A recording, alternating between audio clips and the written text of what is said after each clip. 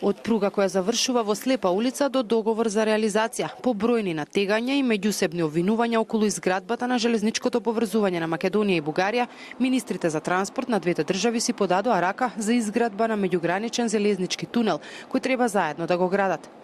Железничката станица Ѓуешево од бугарска страна е точката каде денеска двајцата министри за транспорт Николовски и Караджов ставија подпис за старт на изградбата на заедничкиот тунел, кој извесен период беше причина за меѓусебни препукувања.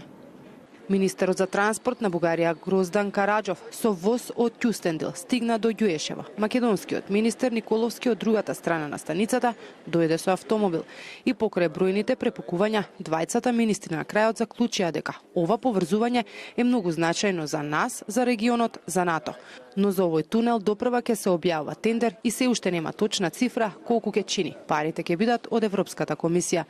Од македонска страна делот од Куманово до Белјаковци е готов. Од таму до Крива Паланка се работи, а допрва треба тендер за третиот дел од Крива Паланка до границата со Бугарија.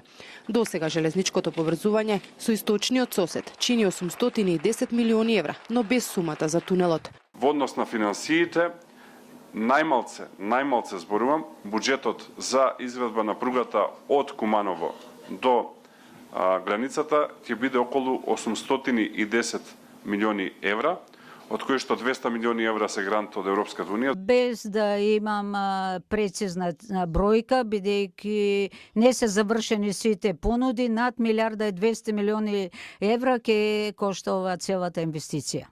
Бугарските медиуми упатија прашање до Николовски, што се сменило и дали ги смета бугарските граѓани за нецивилизирани. Николовски одговори дека се тука за да зборуваат за инженерски, а не за политички проблеми.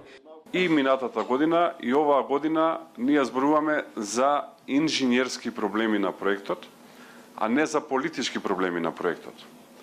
Тоа што вие и ваши колеги сакавте да направите политички проблем, за среќа не успеавте и затоа сме денес тука.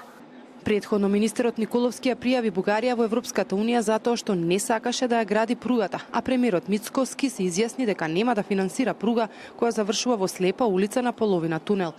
Потоа стигнаа изјави од двете страни дека парите предвидени за оваа пруга ќе се пренасочат за други проекти. Инаку пругата кон Бугарија е децениски проект. Од македонска страна почна да се гради пред околу една деценија.